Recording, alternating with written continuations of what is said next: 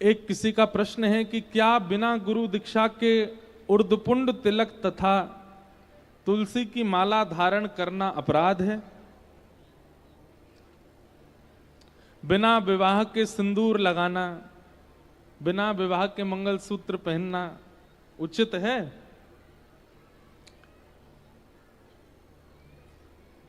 लेकिन इसमें एक बात हम कहेंगे, भक्तिमती मीराबाई बचपन से ही ठाकुर जी को पति मानती थी और बचपन से ही एक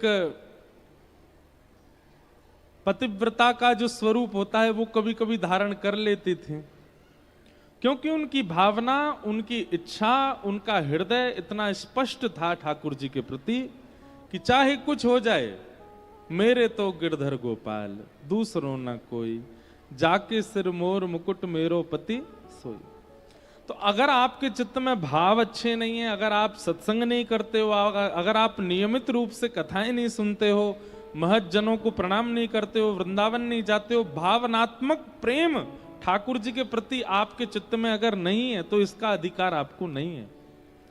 लेकिन आप ठाकुर जी से बहुत प्रेम करते हैं, ठाकुर जी की नित्य कथा सुनते हैं, नित्य सत्संग करते हैं, पर अभी तक गुरु दीक्षा नहीं मिली है, तो आप ठाकुर जी को अर्पित करने के बाद थोड़ा सा चंदन माथे से लगा सकते हैं, कंठी गले में पहन सकते हैं।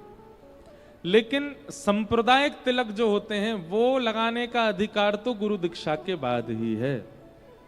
अगर आप रामानुज संप्रदाय से हैं तो श्री लगाने का अधिकार गुरु प्रदान करेंगे। अगर आप गौड़िया वैष्णव हैं तो गौड़ियाओं का जो उर्दपुंड और तुलसी विराजती हैं वो गुरु ही आज्ञा देंगे। अगर आप निम्बार्की हैं तो निम्बार्क संप्रदाय का तिलक गुरु आज्ञा प्रदान करेंगे।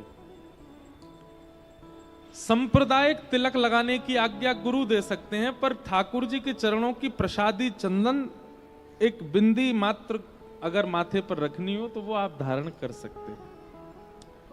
लेकिन सांप्रदायिक तिलक तो गुरु आज्ञा से ही धारण करना चाहिए, वो आप ऐसे नहीं धारण कर सकते।